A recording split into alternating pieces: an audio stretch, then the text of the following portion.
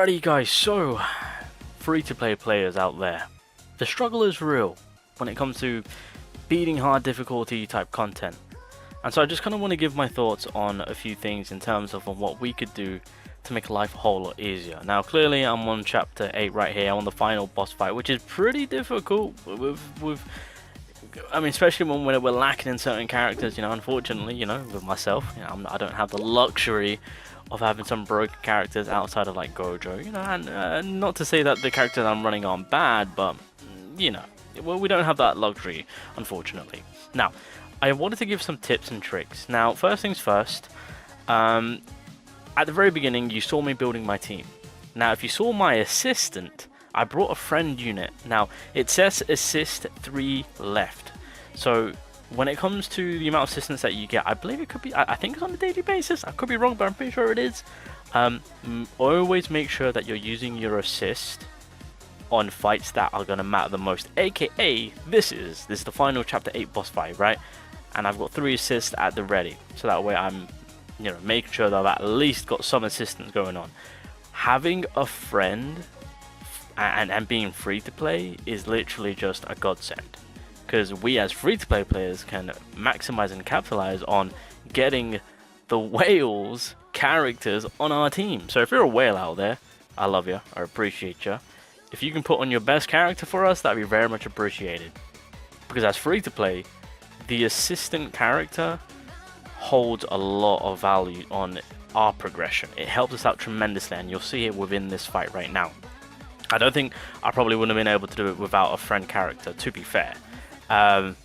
If I had certain characters, then I probably would have, but again, you know, in this case, you know, yellow typing has the advantage play, blue typing has the disadvantage play. Gojo is my main DPS, and he has the disadvantage play. I am screwed. So to have that assistant play be crucial on when you use assistant characters for fights. Don't just throw them out there being like, oh, this is going to be an easy fight, I'm just going to throw in a friend. No. If you don't need a assistant friend character, don't bring them in. Save your usage. You're going to need them in fights such as like these, where you are heavily under power level. Now that's one thing, right? And that's kind of stating the obvious too, because I'm sure most of you guys are maximizing your friend usage. If you're not, now you know. Gojo, there's a better way to play him. So right now, this is kind of like my preferred way of now playing Gojo, and that is he's in the sub slot. Once you get your team well enough, good enough to maybe get through phase 1, or maybe get the phase 1 down to like, you know, 1 shot and a 2 shot in the enemy, that is kind of the strat now, that especially when you're being free to play, that's the route that you want to take. So right now with my team, it's looking fairly okay. I mean, there's only one change up that I would personally make, but we're not going to talk about that, right? They're doing their job. So obviously, you know, wave 1 is done. I've still got my original team. We're now halfway through wave 2, and now Gojo comes in. So we are maximizing the turn usage from Gojo. So we're on wave 2. The enemies are near enough soon to be gone, right? As you guys can see, we're clearing up, and with the amount of rounds or that Gojo will have, you know, he'll be there for the final fight for a long period of time, which means we can maximize that Gojo damage onto the final boss, as well as clearing out multiple enemies, of course. So that's kind of like the Gojo strat, which I would highly recommend to you guys to utilize now. So I mean, look, you can, if you want to, put Gojo in the second or fourth slot. I mean, sorry, third or fourth slot. That's completely fine. But considering the turn usage, try and put him in the sub slot, and try to get your 4 main characters up to scratch, so that way you can at least do some sort of chip damage going in with wave 1, or potentially moving into wave 2. So that sets up Gojo quite nicely. So, you know, I've got more than enough time to boost up Gojo. This is the final wave. We're stunning the enemy, of course, right here. I decided to take a turn out to boost Gojo, because I'm gonna go absolutely nuclear with Gojo, and I'm setting up Gojo's ultimate with Nanaimi's ultimate, as you guys can see. So that was the plan of action. Thankfully, they didn't target me. Well, they target Inamaki, but it wasn't anything too crazy. So just gonna do casual regular damage with 2 supports. That's completely fine. And then obviously we've got 3 turns with Gojo, which is beautiful, because in that way we can maximize the ultimate being thrown out here, and then with whatever buffs we get with the combination, and so that way leads into the additional 2 rounds that Gojo is still here to get whatever chip damage I can. Keep in mind, I've got typing disadvantage, so do the ultimate. Even though I've got typing disadvantage, you know, the Gojo did what he needed to do, and then of course Nanami comes in, does whatever damage he can. And then of course that combination comes into play. Now you guys will see on why I say friend assist characters are crucial, and don't waste the assist limit that you have. That being said, by the way, if you guys don't know, if there's no strong friend character, get out of the mission, like exit the mission, go back into the mission, like completely come out of the mission, right? Then you go back into the mission, and then it will refresh your friend list. So make sure to do that. And then you might be lucky to find like a level 70 DPS character of whoever of your choosing, of course. So just wanted to let you guys know on that one. But yep, there we go. The friend character is in. Gojo is going to be in for a single turn, and we are now just kind of maximizing. Now, thankfully, my initial support is still good. Yuki is still doing his thing. He's got a good amount of health too. I mean, then again, I am doing my best to keep up with the damage. Got targeted. Got the ultimate at the ready. I was going to consider stunning, but then I realized I can go for the break, and that's exactly what I went for. Boom, break. 2 ultimates at the ready, 6 counter. I opted out not to go for the initial attack because I wanted to get the buff. And this is why I want Kukusaki so bad right now. You guys are going to see some craziness. And I'm grateful and thankful to whoever this person is. If you're a whale and you're putting your best character up front for people to use, I'm grateful. Look at this. Look at this, bro. Near 400k. She's a nuker. She's a nuker. I don't have her. I don't have the luxury of owning her. Otherwise, hell, this game would have been a cakewalk. Damn. I do have on my EU account. I take that back. I lied. But not on my main account. Not on my main account. So that's kind of some of the ideas on how to combat the more harder, difficult stages. So using Gojo in a wisely manner so that way you can maximize your turns going forward, leading into the boss, and with your friend's assist, do not just throw them out. Keep them, save them for the harder, difficult stages, because right there's a prime example on how you can clutch a W when, technically speaking, I shouldn't have catched that W. Alright, so I've unlocked the boss fight, which is fine. I'll probably do a separate video on that, of course. Kind of tackle that in a free-to-play manner, see what we can cook up. But yeah, chapter 9 now, and I'm going to kind of continue speaking my case so you guys can get a better understanding and an actual look on how to combat it. So chapter 9 has now begun. Obviously there's only chapter 9 is the final chapter, by the way, and then additional chapters will be added at a later stage. So give me that 50 cube, and we're going to rinse and repeat the same strat that I did.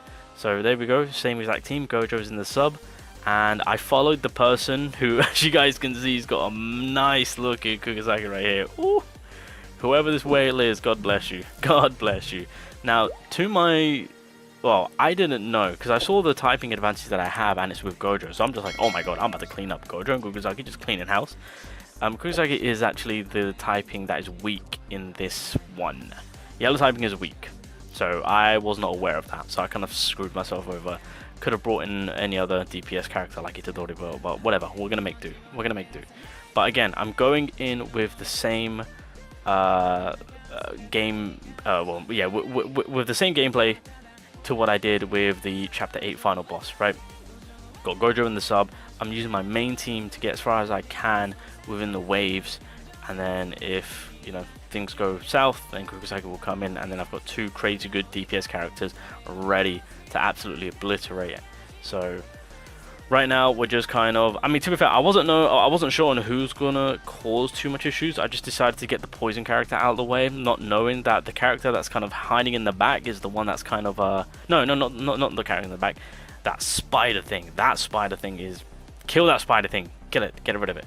It's either the spider thing or it's the one, or it's the one in the back that confuses me and stuns me. It's one of the two. I mean, we'll find out in just a second.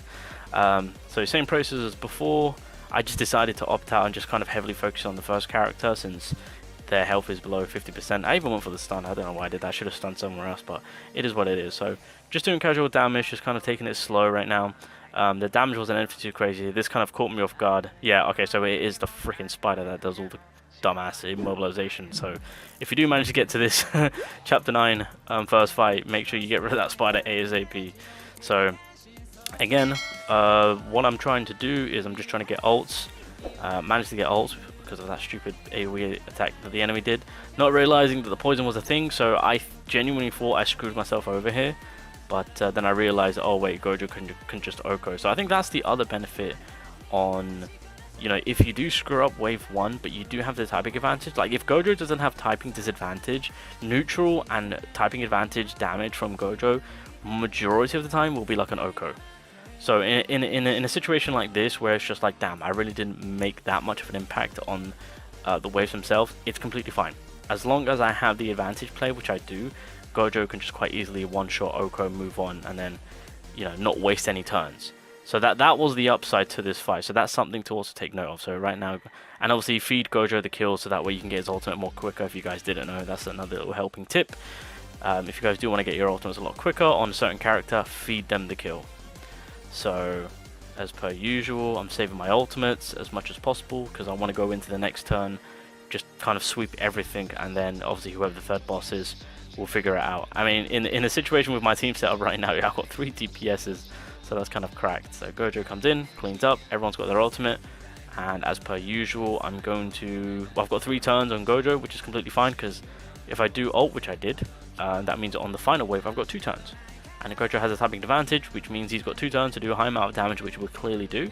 So again, there we go, fire that off. This wouldn't have been possible if I didn't, if I had Gojo already on the team, just an FYI. So there we go. And again, all the other DPS characters are ready to rock and roll. Gojo can quite easily, comfortably Oko one character. I was unsure if Kurosaki will be able to Oko. Lo and behold, I was wrong, I'll tell you that much. So I know Gojo can easily Oko, and so I just kind of, yeah, did everyone else's ultimate. I was not aware because I was trying to put, I wasn't aware of the ultimate combination between Kurosaki, so that was kind of a bit of a mess up on my part, but I mean it kind of worked out, I guess. So Oko that one character, second one just got a tad little chip damage done. AoE combination, well not AoE, combination attack because they attack 2 separate characters, so they just kind of both took it. Nanami comes in, does AoE, cleans up one of the character, and at this point that's all she wrote.